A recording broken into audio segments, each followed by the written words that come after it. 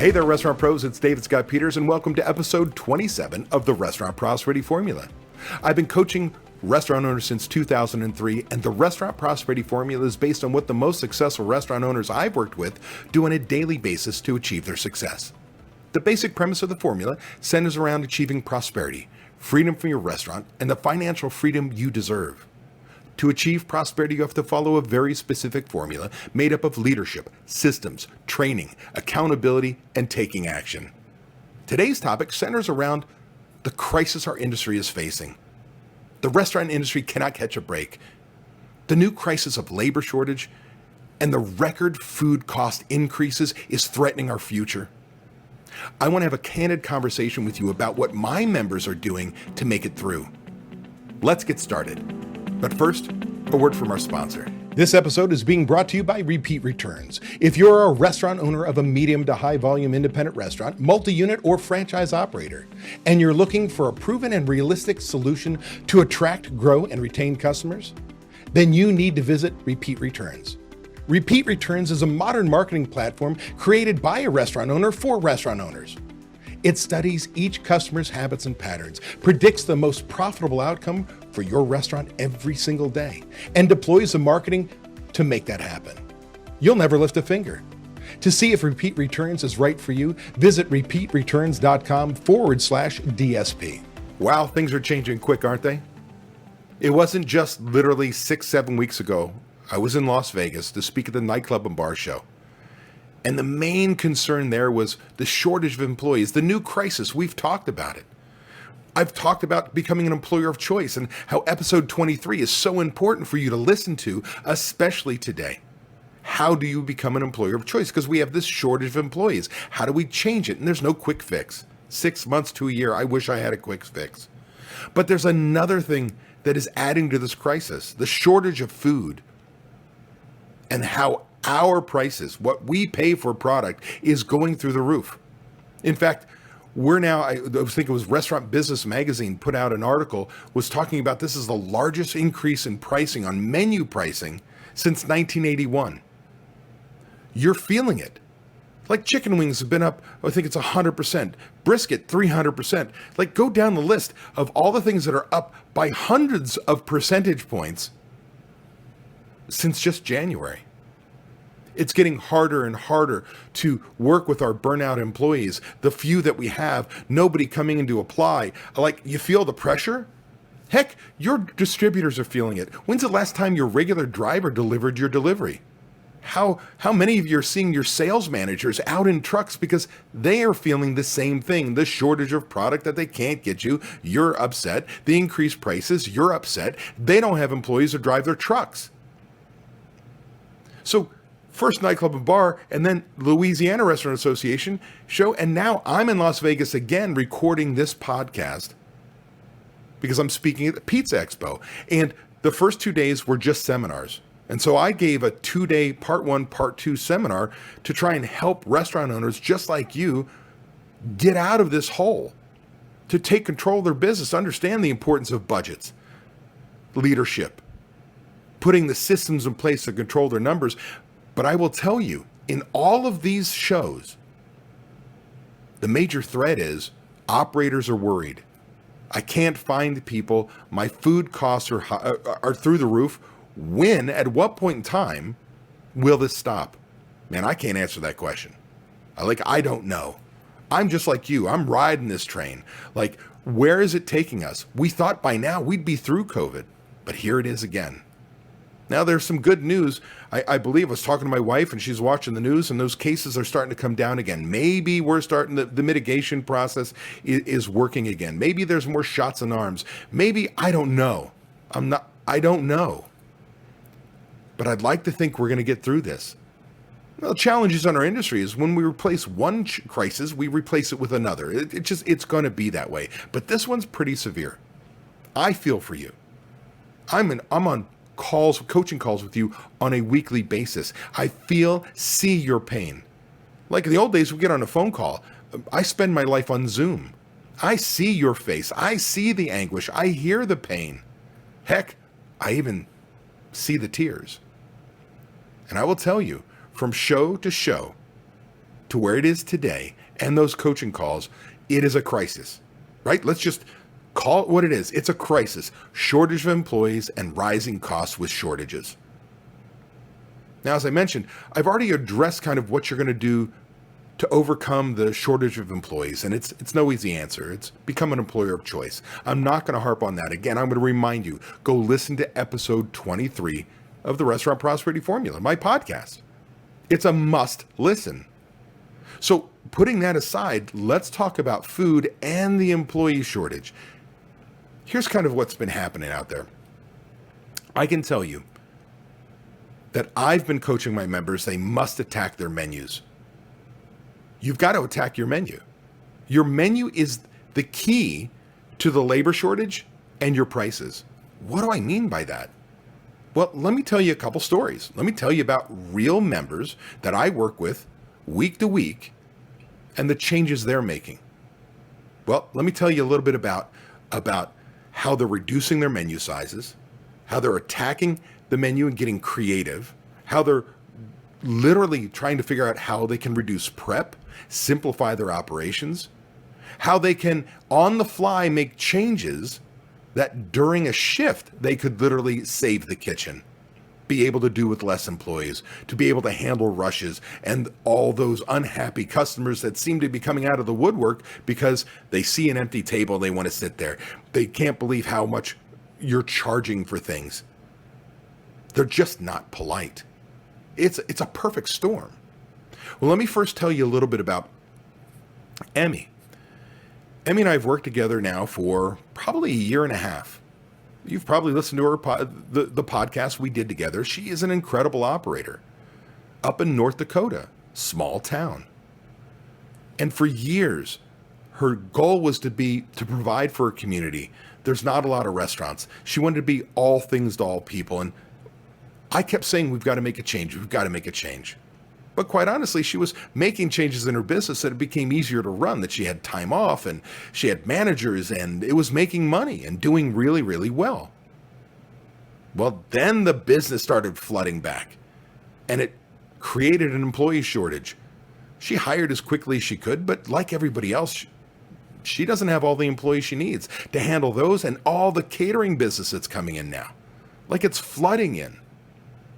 Well, it was finally came to a head that we had to attack our menu. And it was very difficult. I'm going to tell you right now, when I start talking about working on your menu, it's me kicking your baby. Your menu is your restaurant. Your menu is you. That's how we perceive it as restaurant owners. You are picking on me and saying something's wrong with me, but it's not the case. See, when you give me the right numbers, when you have accurate, up-to-date recipe costing cards, you have your menu mix, your product mix from your POS system. We can do analysis I call a menu profitability monitor, and we can find out your ideal food costs, what your high sellers are, your low sellers, your high costs, your low costs, great cash contributors, things that don't make you money. And we can make changes to your menu. We can raise the prices on your top selling items 1, 2, and 3, and it can make a huge impact. We can change products, reduce portion sizes, or outright get rid of items and make those changes in the mix and truly hone in, if you will, put a laser light on moving the needle and lowering your food cost. But at the same time, we can look at those line by line by line and go, hey, how many products do you use that in? How many products do you use that in? And so on and so forth, where maybe we're making a specific sauce for one item. We're bringing in a product for one item that you sell. We're having to spend hours upon hours on prep. And it's slowing things down because that's the way our menu is put together. And don't get me wrong, I'm not going to take you from being a scratch kitchen. I'm not going to tell you to buy shitty product and dummy down your menu. I will never tell you to do those things, but there are things you can do to make a change. So I can tell you, it was quite emotional, but it was time for Emmy to take action and make the change. And it really was spurred mostly because of the kitchen not having enough employees. And the more you have on a menu, the more employees you need, the higher skill they need. It just takes time. So it finally got to Emmy and said it was time. And I've probably talked to her for well over a year about reducing her menu, but now is the time. And I'm telling you, it's painful. As a restaurant owner, you know that if you sit there and look at your menu and say you've got people who love a lot of things on your menu, to take them away, there can be a lot of fear. Well, we did the analysis. We didn't do it once, did it twice. Heck, I think there might have been a third time. Raised some prices, but wholesale went through and looked at the product mix and said, really? Can you get by without that? Can you get by without this? Can you get by without this? What is the impact it would have on the kitchen? And all of a sudden, we were reducing menu items and reducing unique products, reducing prep, reducing the amount of labor needed to execute the menu. It was a big decision. But finally, Emmy made that decision. She became the leader her restaurant needed. Well, she always was, but this was a big choice. Well, I can tell you with pride, on today's group coaching call, she put that menu out and she reduced it by no less than 70 items. It is a far cry from what it is. Now, she posted for all of her customers to see, hey, there's a labor shortage. There's a product shortage. COVID. These things are affecting us, and this is temporary. This is what we're doing right now. And quite honestly, everybody in the community is supporting her. The employees are supporting her. While she was fearful, all the arrows, they didn't happen. And all of a sudden, even her kitchen crew said, man, there's so much less prep to do. It's much easier to get through our day. So Emmy attacked it. Yes, she raised some prices, but the main thing was she reduced what she was selling. She realized she can't be all things to all people. But if you sell what your customers love, and then later add back some new things or weekly specials, you can truly impact your bottom line, but more importantly, that labor shortage. So yeah, changing her mix, raising some prices, changing some products, reducing the menu size, attacked both labor and her food cost. Really, really amazing. At the same time, I'm working with Angie and Doug out of Washington, out on the shore. And they've got a small restaurant attached to a golf course.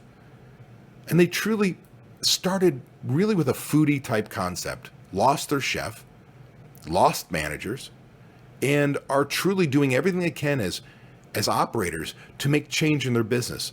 And I can tell you that they know their numbers. They understand what their customers want. They truly have incredible core values and how they want to deliver for their guests. Well, you bet it.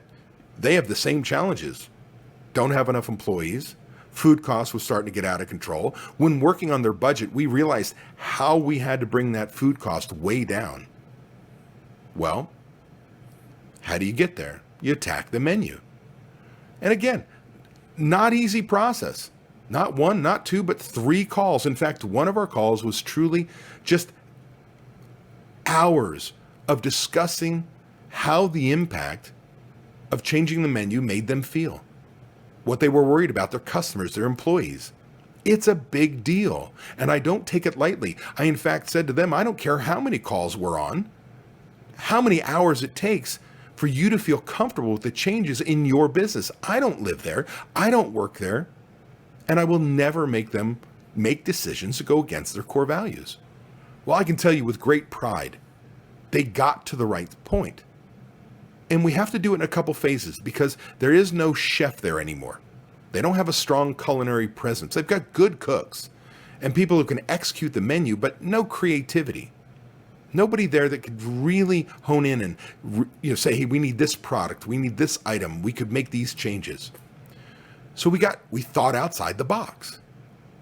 Well, again, reduction in number of items, again, reducing prep, reducing all the knowledge people had, getting rid of things that people were not ordering quite as heavily as something else.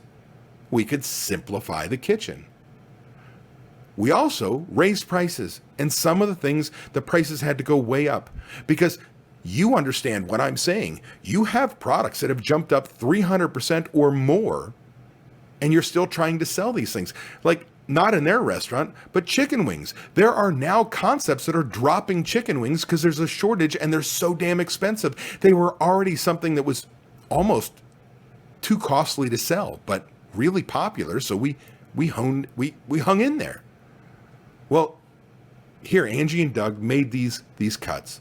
Now, we thought outside the box because we don't have a culinary professional in the building, a true chef that could help bring back that core value need for to have the community not just provide them food and service, but great food, things they wouldn't find anywhere else. Kind of a chef flair to it. Well, we reached out to the broadline distributor, Cisco. Do you know that your broadline distributors have chefs that work for them, not just salespeople, but chefs that work for them in their business development department that can help you create new items, new recipes? Of course, they want to sell you a product that's in their four walls, right? But the fact of the matter is, there are some truly gifted people in these distributors that you can tap into to help you make the change. Heck, they'll even walk in your building, look at your equipment, and kind of hone in. Now, the beautiful part for Doug and Angie is they've got the Cisco is actually who they're working with, who are going to help them with that. And they've got me to help work on when we bring those recipes in, when they work on the recipe card, and we plug it in and see what it's going to do to their mix, we can identify what their food cost is going to do.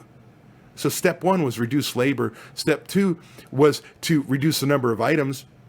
And three is what's coming up next, is to bring the food cost down by bringing in other products. For instance, to fit their concept, we talked about sauté. Because then you can get very chefy with sauces and pastas and things like that and not bog down your kitchen. High perceived value, I can charge for it, and I can get really, really creative. I can tell you, it's amazing when you as an owner make that decision that you can actually make changes that can truly impact not only your food cost, but your labor. Because labor is scarce right now. Earlier during the pandemic, working with Sue and Jeff, they have a brew pub up in Wisconsin. In order to make sure their business was going to be around, we had to take their food costs from a 38% to 34%. But they also had a prep issue. They started off with a chef who was truly creative. Chef didn't last very long, but there was all these items that had multiple unique items in it. All these items that had really heavy prep, a sauce, you name it. And we said, hey, you've got to make a change. We did your budget. We need to bring your food cost down from 38% to 24%. How do you do that? Well, part of that was, again, thinking outside the box. It was, number one, I said, you need to add pizza. It would fit craft beer, right? A craft pizza, craft beer. So they invested in a $40,000 pizza oven, trusting that that was the right call. But they also reached out and got a chef consultant to help re-engineer the menu as far as recipes. Not the cost side, but how can you dovetail, cross-utilize products, source products, bring costs down, keep a higher perceived value. So again, you can think outside the box. Unlike Doug and Angie, who went to a broadline distributor to use their chef, they had tapped into US Foods for that, but that chef really wasn't going to match what they needed. So they went outside and paid for a chef consultant. Well, I'm happy to report their food cost is way down. Their labor cost is way down because they thought outside the box. They were allowed to bring pizza to bring the food cost way down with high perceived value, to take pressure off other stations in the restaurant. Now, I'm going to tell you about Steve. Steve has two restaurants, one in Oregon, one in Idaho. I've done a podcast with him. I'm going to tell you right now, like everybody I'm talking about, these are all fantastic owners. Steve knows his numbers. Numbers. He took budgeting the way I do it to a whole new level. He is truly amazing when he talks about, what he wants for his company and for employees and how to become an employer of choice. But there is a huge shortage of employees because in the areas where one of his restaurants is, a lot of people don't live there that can work there because it's too expensive. So the shortage is real. It was already a challenge before there was a true shortage. Now, I can tell you, he as well made a change. During the pandemic, we brought his food costs from 38% down to 24%, and I think he hits 24.5%. Truly amazing. Talk about all these people, but Steve's a leader. a leader the business needs? Well, just recently, because of the shortage of employees, because of the shortage of products and increased costs, he's had to make the hard decision, the decision that I, for the first time in my career, I think I've told you in a couple podcasts ago, I recommended he close a day or two because there's just not enough people. When you start making your crisis your employee's crisis, you're going to burn them out and lose them. Well, he made the hard decision to reduce hours, but he also recently called me up and talked about wholesale cutting items off the menu that were heavy prep, heavy number of steps in execution, even though they're top sellers. Literally a section in the menu. But in order to get by and make it with the labor he has, he made a tough decision. You start to see the theme with each one of these restaurant owners. They're leaders. They don't give up on their core values. They don't cheat the guest. But they do make the decisions that are required to keep their business operating, to still provide for the community, to give them some sanity and still make it. They're not easy decisions. Last, I want to tell you about Neely and Ryan. They're new members of mine in my RTI program, Restaurant Transformation Intensive. And on the group coaching calls, I've been thrilled to have them a part of the group because they truly participate. They truly have a growth mindset. They're very successful and have a couple restaurants in Maryland. And 2 calls ago, it started off with, hey, one of the other members said, how do you handle when you're getting bogged down at the door and your kitchen's starting to get slaughtered? Like your ticket times are going up. Well, lots of members came up with neat ideas, right? And the one that just really was so outside the box and fantastic is what they do in their business. Like I started giving my advice, hey, reduce your number of items, ... for all the reasons we've been talking about. But Ryan and Neely, they said, you know what we have? We have a second menu that is automatically reduced. So when we start to say, it looks like we're going to drown, we pull our menus and replace them with a different menu. Now, the beautiful part about it is it's not that it's a new menu, it's a reduced menu. One that they know they can execute in the kitchens easily. They're not those things that require the extra steps to bog you down. And as far as the servers go, they don't really have to know that it's a smaller menu or not because all it is the guests are ordering certain items.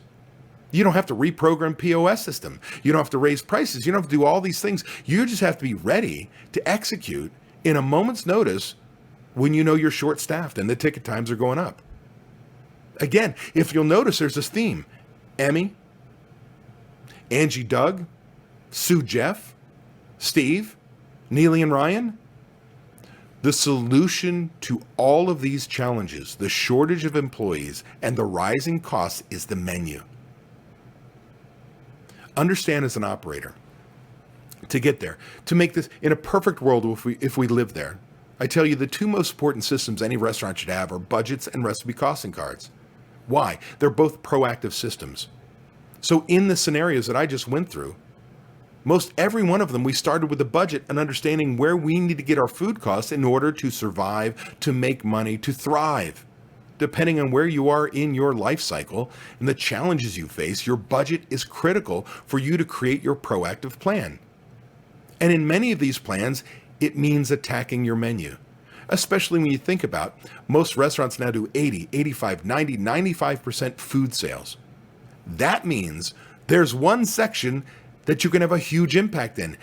Odds are in most small restaurants, you might do 1 or 2% in wine sales. I don't care if you were running 80% pour cost and you got it down to 40 and you doubled your profitability. Great, you made a couple $100. But when 90% of your sales are food, you know that when you bring that food cost down, it has a dramatic impact on your bottom line. When you can simplify your menu, you can reduce the number of cooks you need. It can reduce your labor costs major way because that's where your highest labor costs are. Do you see how this works? So it starts with that budget. You create your plan for success, just like each one of my members have done. Now, with that said, we then look and say, okay, recipe costing cards. Well, each one of these members that I told you about, they had that second system in place as well.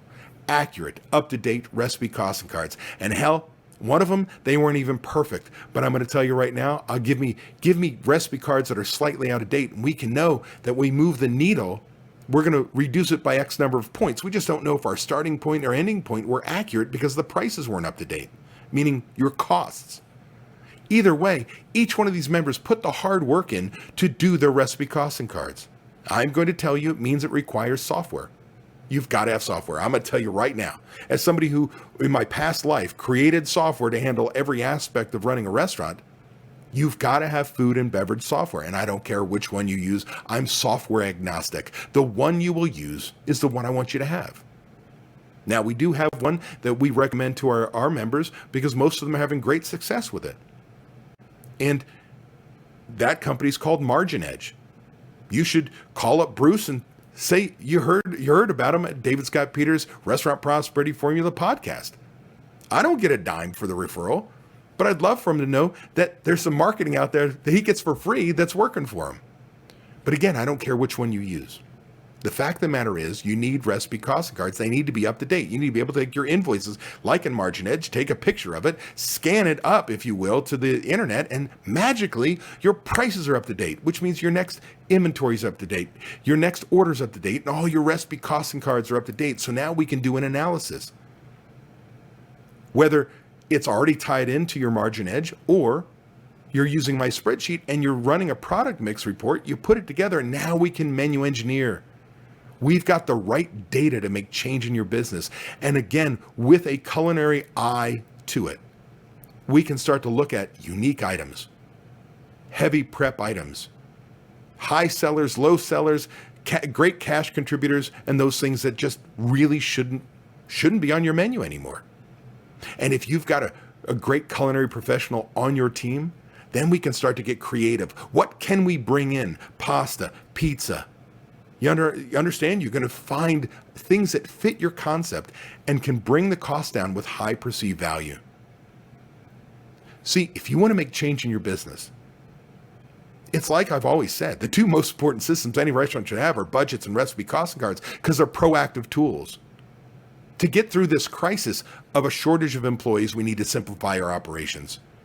To get through this crisis of rising prices and getting to a point where I hope we're not there yet, but fear in our industry that we will eventually raise the price of all of our menu items to a point where they no longer deliver value.